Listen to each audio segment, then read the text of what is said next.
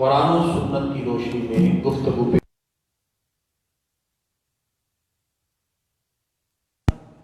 آج کے اس موضوع کا تعلق بنیادی طور پر تصوف کے ساتھ ہے۔ تصوف دو چیزوں کا نام ہے، نکوئی بخلق، صدق بحق، مخلوق سے نیکی کرنا اور اپنے پروردگار سے سچ بولنا۔ لوگوں سے سچ بولنا آسان ہے، رب سے سچ بولنا ذرا مشکل ہے۔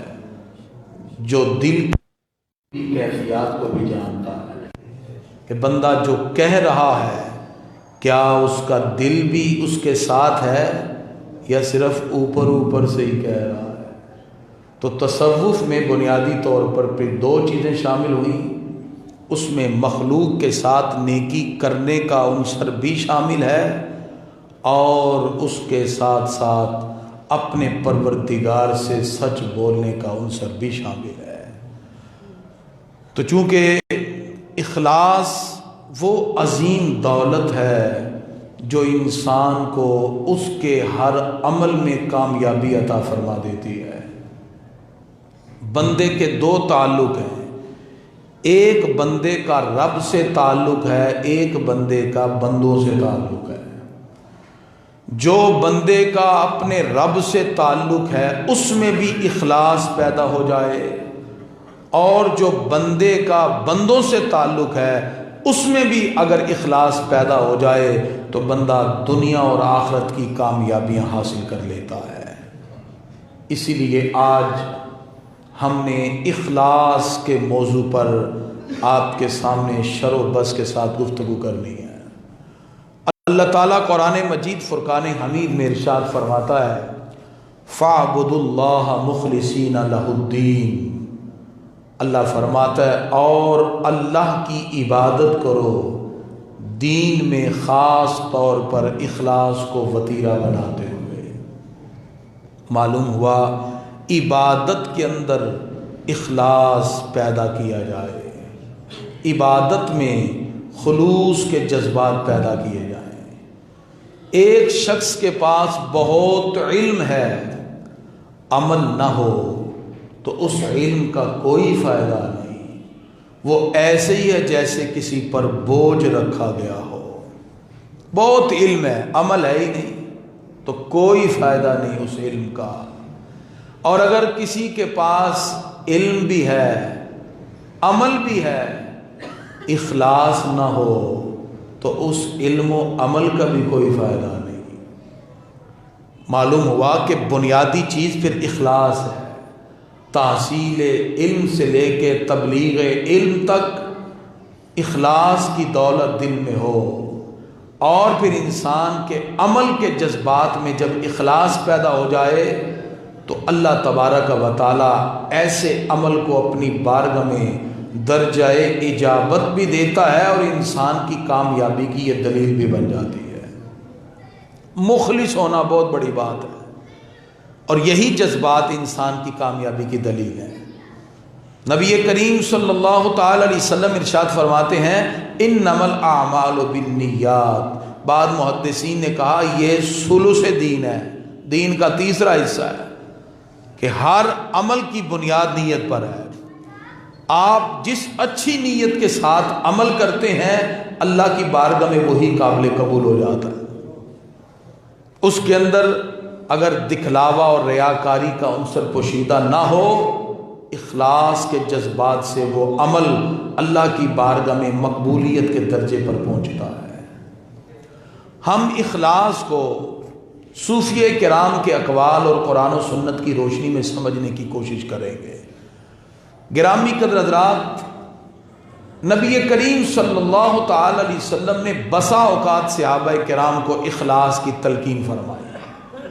ایک مرتبہ حضرت جبریل امین علیہ السلام سرکار کی بارگاہ میں حاضر ہوئے۔ انہوں نے پہلا سوال کیا، پیارے آقا اسلام کیا ہے؟ سرکار نے ارکان اسلام ذکر کیے۔ اسلام کلمہ شہادت، نماز، روزہ، زکوٰۃ، حج کا نام ہے۔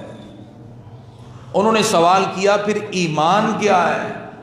سرکار نے عقائد ذکر کیے، توحید، رسالت، ملائکہ، آسمانی کتابیں، آخرت، اچھی بری تقدیر پر ایمان لانا۔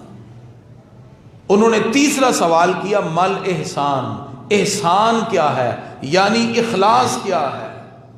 تو آقا علیہ الصلوۃ والسلام اس کے جواب میں ارشاد فرماتے ہیں الاحسان ان تعبد اللہ، احسان یعنی اخلاص یہ ہے کہ تو اللہ کی اس طرح عبادت کرے کأنک تراہ، جیسے کہ تو خدا کو دیکھ رہا ہے۔ ان تعبد اللہ کأنک تراہ، تو اللہ کی یوں عبادت کرے گویا کہ تو اپنے رب کو دیکھ رہا ہے۔ فإن لم تکن تراہ، اور اگر یہ چیز تیرے دل میں پیدا نہیں ہو رہی فإنہ یراک، پھر اس چیز کو دل میں پیدا کر، تیرا پروردگار تو تجھے دیکھ رہا ہے۔ اسے اخلاص کہتے ہیں، بندہ اس طرح عبادت کرے جیسے وہ خود اپنے پروردگار کو دیکھ رہا ہے۔ اور اگر یہ کیفیت پیدا نہیں ہو رہی پھر اس کیفیت کو دل میں پیدا کرے کہ اس کا پروردگار تو اسے دیکھ رہا ہے۔ انسان کو اخلاص کا ایک درجہ نصیب ہو جاتا ہے۔ گرامی قدرات، جس طرح حافظ اسے کہتے ہیں جو حفظ کی دولت رکھے، قرآن کو حفظ کر لے، قاری اسے کہتے ہیں جو قرات پڑھتا ہے، محدث اسے کہتے ہیں جو حدیث پڑھاتا ہے، اسی طرح مخلص اسے کہتے ہیں جس کے دل میں اخلاص کی دولت پیدا ہو جاتی ہے، وہ مخلص ہو جاتا ہے۔ اللہ تعالیٰ اس کے اخلاص سے اس کے عمل میں برکت پیدا فرما دیتا ہے۔ انسان کا صدق اور اخلاص کو اپنانا یہ قریب قریب ہی درجے ہیں۔ جس طرح اللہ تعالیٰ اپنے پیارے لوگوں کو صدیقین کا درجہ دیتا ہے، ایسے ہی اللہ تعالیٰ اپنے پیاروں کو مخلصین کا درجہ بھی عطا فرماتا ہے۔ تو گرامی قدر حضرات، آج کی یہ گفتگو اس لیے رکھی گئی، ہم کوشش کریں کہ ہمارا عمل اخلاص کے دائرے میں آ جائے، وگرنہ ہم نماز پڑھیں گے، ہماری نماز قبولیت کے درجے پہ نہ پہنچے گی اگر اس میں اخلاص نہیں۔ ہمارا روزہ اخلاص کے بغیر قابل قبول نہ ہوگا، ہمارا عمرہ اور حج اخلاص کے بغیر قبولیت کے درجے میں نہیں پہنچے گا۔ ہمارے صدقہ و خیرات، ہمارے عمل، ہمارے ایک دوسرے سے تعلق، ریلیشن، ایک دوسرے کے ساتھ ہماری گفتگو، ایک دوسروں کے ساتھ ہمارے جو صلہ رحمی کے تعلق ہیں، وہ اس وقت تک کامیابی کے درجے پہ نہیں پہنچیں گے جب تک ہمارے دل میں اخلاص کی دولت نہ ہو۔ اخلاص کے اندر انسان کا چھوٹا سا بھی عمل ہو، وہ اللہ کی بارگاہ میں بہت بڑا ہے۔ سرکار نے غزوہ تبوک کے موقع پر جب کہا نا لاؤ اللہ کی راہ میں مال، تو کسی کے پاس سونا، کسی کے پاس چاندی، کسی نے سارا ہی مال پیش کیا، کسی نے آدھا گھر کا پیش کر دیا۔ ایک صحابی بڑے غریب تھے، انہوں نے کہا میں کیا کروں، کچھ بھی نہیں ہے۔ وہ ایک یہودی کے پاس گئے، کہا میں تمہارے باغ کو ساری رات پانی لگاؤں گا، کیا دو گے؟ سردی کے دن، کہا میں کھجوریں دوں گا۔ قیمت طے ہو گئی، ساری رات صحابی نے پانی دیا۔ صبح جو کھجوریں ملی وہ لے کر سرکار کی بارگاہ میں جب آئے تو آگے سونے چاندی کا ڈھیر لگا ہوا ہے۔ وہ سوچنے لگے کہ میری یہ کھجوریں اتنے سونے چاندی کے ڈھیر کے سامنے کیا ہیں، لیکن لائے بڑے شوق سے تھے، اخلاص کے ساتھ کھڑے ہو گئے۔ آقا علیہ السلام تو جانتے تھے، محبوب خدا کی بارگاہ میں جب آگے بڑھ کے پیش کیا، سرکار اتنے خوش ہوئے، محبوب خدا نے کھجوریں لے لے کر اس کے پورے ڈھیر پہ پھیلا دی، لگ یوں رہا تھا جیسے پورا ڈھیر ہی کھجوروں کا بن گیا۔ اسلام میں کوالٹی دیکھی جاتی ہے، کوانٹٹی نہیں دیکھی جاتی، چیزوں کی مقدار نہیں دیکھی جاتی، اس کی کیفیت کو دیکھا جاتا ہے۔ صحابی کتنے درد سے لائے تھے، کتنی محبت سے لائے تھے، کس کیفیت سے لائے تھے۔ اسلام یہی چاہتا ہے، اے مسلمانوں تم اخلاص کے ساتھ چھوٹا سا بھی عمل کرو، اللہ کی بارگاہ میں قابل قبول ہو گیا، تمہاری کامیابی کا وہ زینہ بن جائے گا، وسیلہ بن جائے گا۔ ایک پیاسے کتے کو بدکارہ عورت بھی پانی پلا دے، اللہ اس پر ہی بخشش عطا فرما دیتا ہے۔ ضرورت اخلاص کی ہے۔ اخلاص کی بظاہر کوئی تعریف صوفیہ نے نہیں کی، علامتیں ذکر کی۔ جو مخلص ہوگا نا اخلاص، اس کی پہلی علامت یہ ہے وہ عمل کے بعد اس کی جزا کی تمنا نہیں کرتا. جو بھی عمل کرے پھر اس پر وہ جزا کی تمنا نہیں کرتا کہ مجھے اب اس کے بدلے میں کیا ملے گا. وہ یہ تمنا نہیں کرتا. وہ کسی کے ساتھ اس نے سلوک کرتا ہے تو رب کی رضا کے لیے، چونکہ اس کا اٹھنا، اس کا بیٹھنا، اس کا بولنا، اس کا کھانا، اس کا سونا، یہ سب چیزیں جب رب کی رضا کے لیے ہوں اور وہ اپنے دل کو غیروں کی محبت سے نکال دے، غیروں کی محبتیں جب دل سے نکل گئیں، پھر اس کا ہر عمل جب اپنے پروردگار کے لیے ہے تو غیب سے صدا آتی ہے، اے بندے تو نے میری محبت میں سارے دل کو غیروں کی محبت سے پاک کر لیا، میں نے تیرے ہی دل کو اپنی محبت کا مسکن بنا دیا.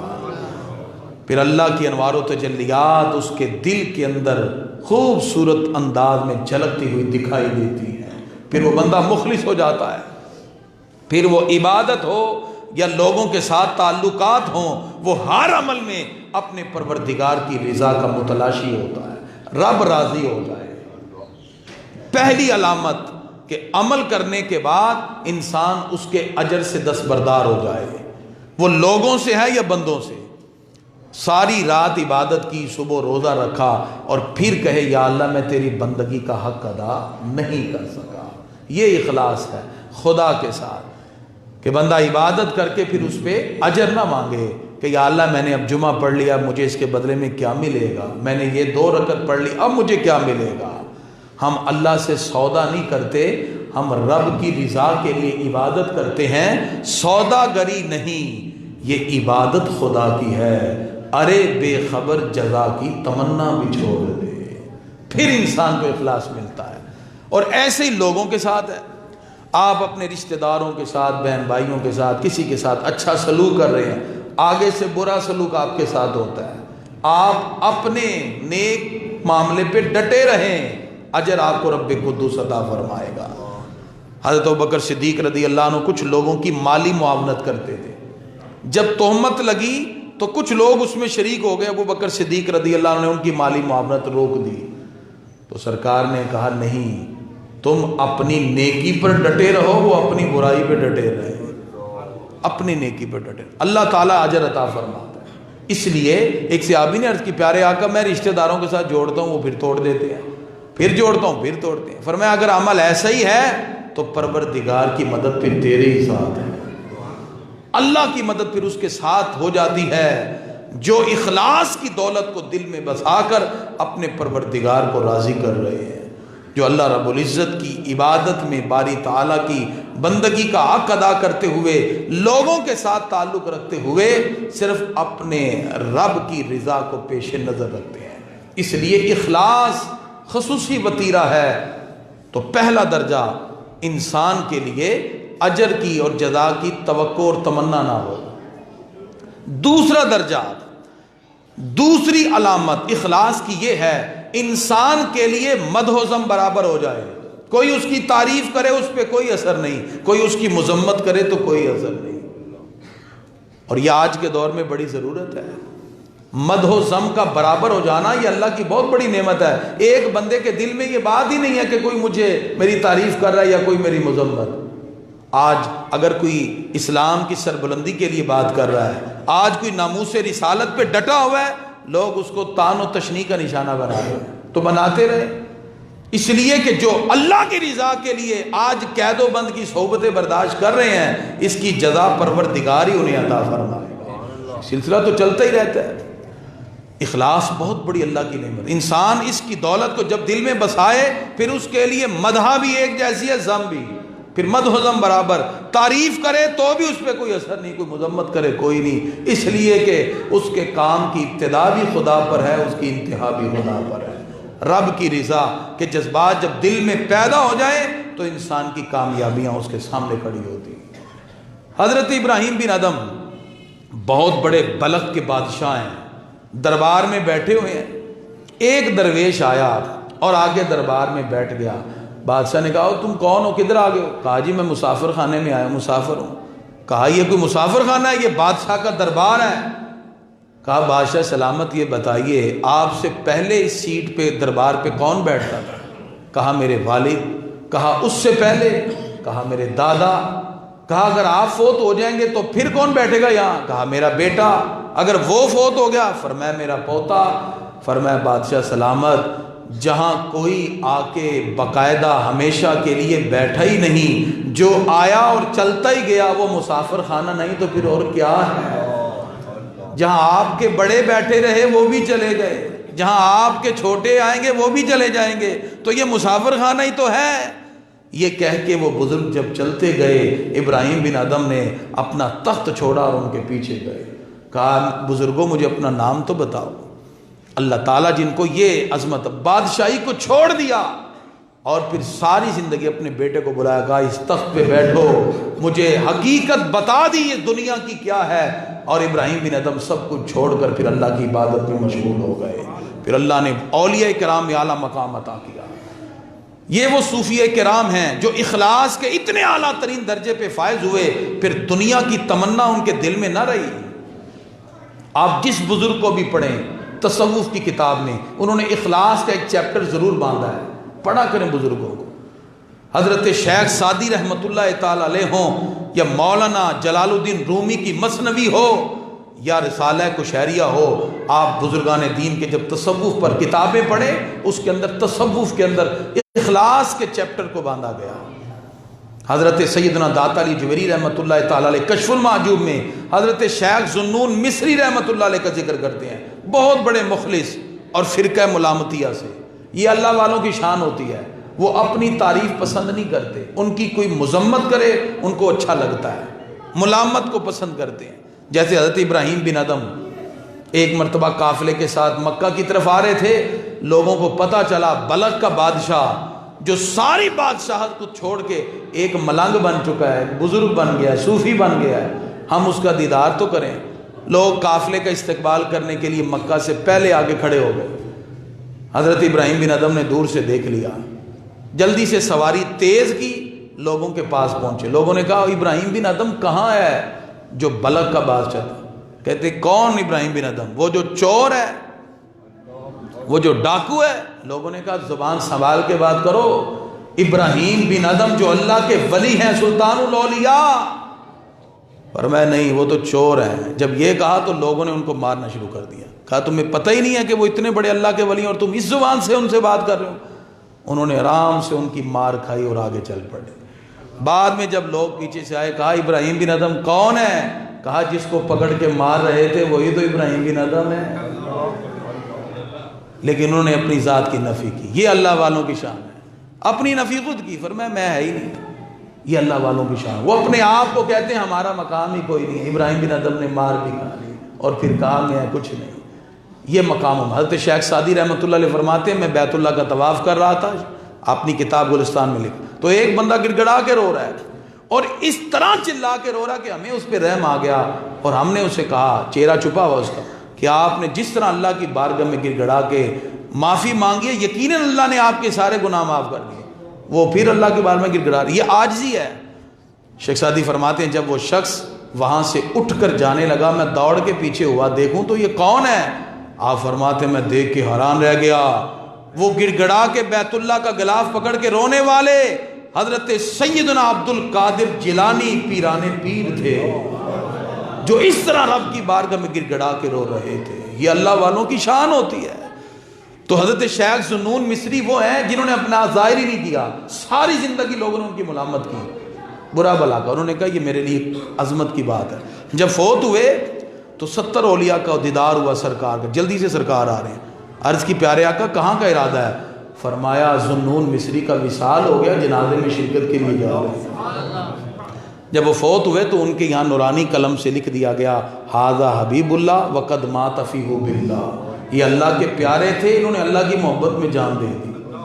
شیخ ذوالنون مصری کہتے ہیں مجھے یہ اخلاص کہاں سے ملا؟ فرمایا مجھے اخلاص ایک بڑھیا سے ملا. آپ فرماتے ہیں کہ میں بیت اللہ شریف پہ آ رہا تھا تو میں نے ایک بڑھیا کو دیکھا جو لاٹھی ٹیکتی ہوئی آ رہی ہے، لیکن چمکتی ہوئی پیشانی پہ اللہ کا نور دیکھ کے میں سمجھ گیا کہ یہ اللہ کی ولیہ ہیں. آپ فرماتے میں ان کے قریب گیا. میں نے پوچھا اماں جی من این جئتی، کہاں سے آ رہی ہیں؟ اماں جی کہتے ہیں من اللہ، اللہ کی طرف سے. میں نے فوراً اگلا سوال کیا وَإِلَىٰ أَيْنَ، کدھر جا رہی ہیں؟ اور میں اللہ اللہ کی طرف. یہ اخلاص تھا. اس خاتون نے کہا میں اللہ کی طرف سے آ رہی ہوں. کہا جا کدھر رہی ہیں؟ کہا اللہ کی طرف ہی جا رہی ہوں. یہ اللہ والوں کی شان ہے, ان کا ہر قدم اٹھتا ہے تو رب کی رضا کے لیے. وہ آ بھی اللہ کے لیے رہے ہوتے ہیں, جا بھی اللہ کے لیے. آپ فرماتے میں نے کچھ زیادہ ریا نکالا, پیسے نکالے, میں نے کہا اماں جی میری طرف سے قبول فرما لیجیے. تو انہوں نے ایک چپت لگائی اور کہا میرا عمل جب اللہ کی رضا کے لیے ہے, اس کی جزا بھی میں اپنے پروردگار سے ہی حاصل کروں, مجھے کسی اور سے جزا کی ضرورت. یہ اخلاص کا اعلیٰ ترین مرتبہ ہے. گرامی قدرات, ہمیں بھی ہر عمل میں اخلاص اپنانا چاہیے, یعنی اس میں ریاکاری نہ ہو.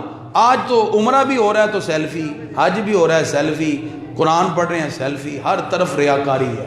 سرکار نے اس کو شرک اصغر کہا ہے, اس سے بچیے. یعنی جہاں تک ہو سکے عمل رب کی رضا کے لیے. ترغیب ہو تو وہ ایک الگ بات ہے, اس کے علاوہ ہمیں کوشش کرنی چاہیے عمل رب کی رضا کے لیے, اور اس پہ پھر جزا کی تمنا نہ ہو, سودا گری نہیں, یہ عبادت خدا کی ہے. ارے بے خبر جزا کی تمنا بھی چھوڑ دے.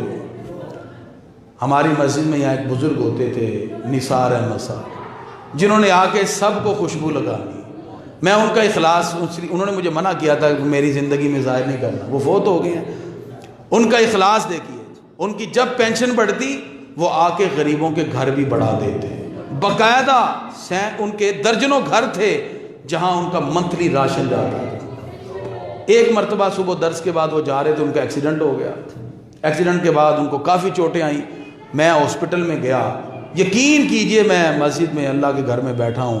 انہوں نے مجھے کہا کریمی صاحب وہ لوگ جن کو میں اتنے پیسے دیتا تھا وہ کہیں اس پیسے سے معروم نہ ہو جائے, ان کا چولہا کیسے جلے گا.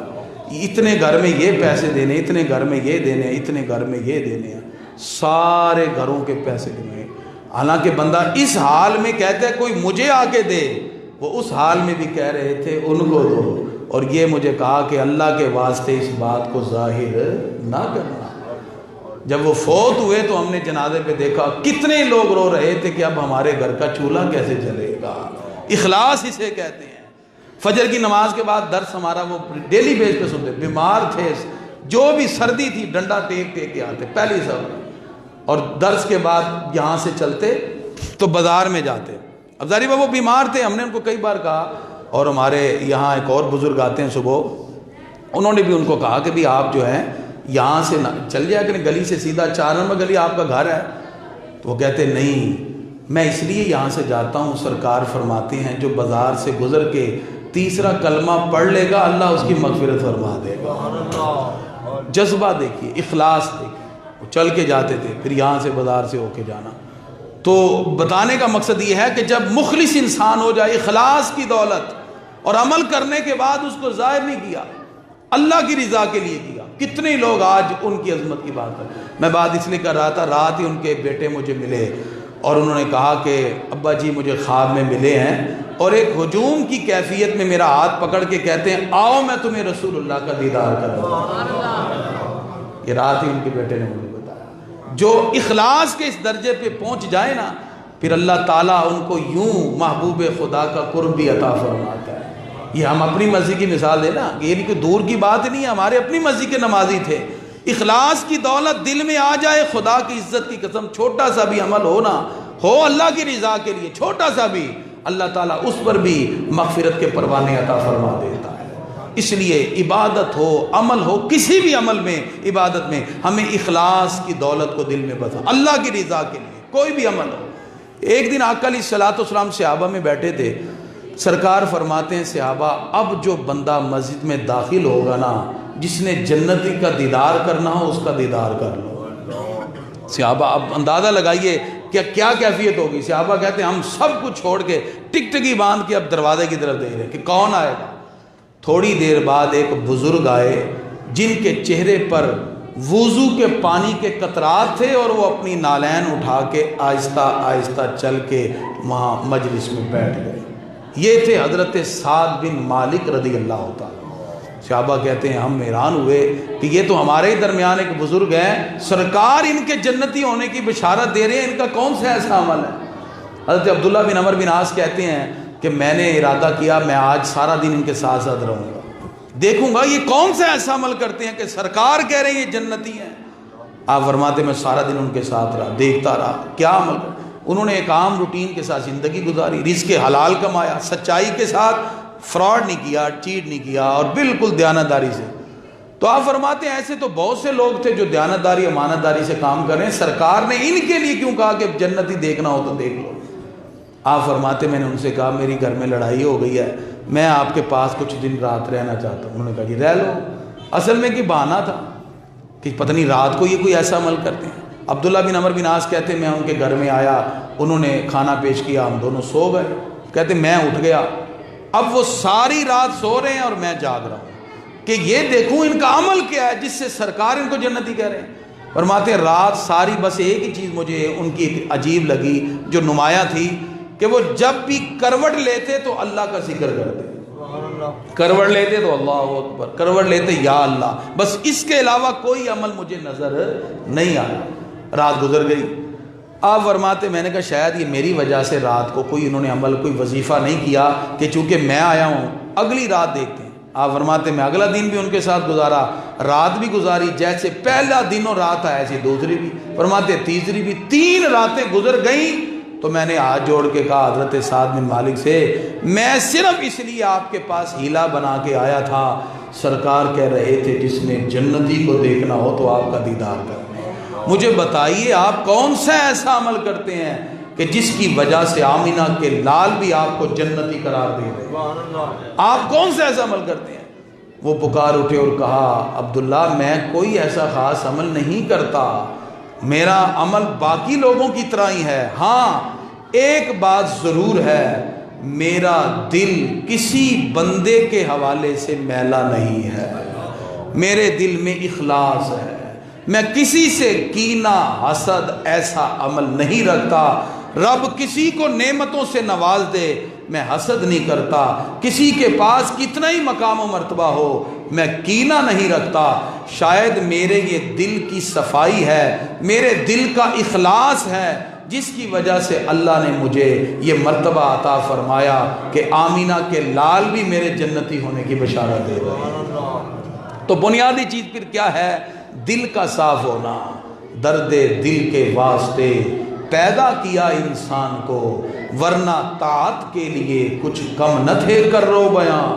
فرشتے بڑی رب کی عبادت کر رہے تھے، اللہ نے انسان کو کیوں پیدا کیا؟ درد دل کے واسطے پیدا کیا انسان کو۔ یہ ریلیشن، یہ تعلق ہمیں جوڑنے چاہیے، ہمیں اپنے دل ایک دوسرے سے صاف کرنے چاہیے۔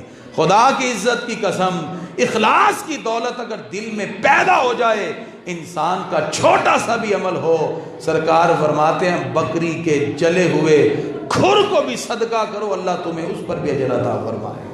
تھوڑا سا بھی عمل ہو اخلاص کے ساتھ۔ اس لیے گرامی قدرات جب ہم اخلاص کی دولت اپنا لیتے ہیں پھر اللہ تعالیٰ کی طرف سے کامیابی ہیں، پھر انسان کے لیے کوئی رکاوٹیں نہیں۔ اسی لیے گرامی قدرات ہمیں چاہیے ہم عبادت ہو یا لوگوں کے معاملات ہوں، ہر عمل میں اخلاص کی دولت کو اپنے دل میں پیدا کریں، دنیا میں بھی کامیابی ہوگی، آخرت میں بھی کامیابی ہوگی۔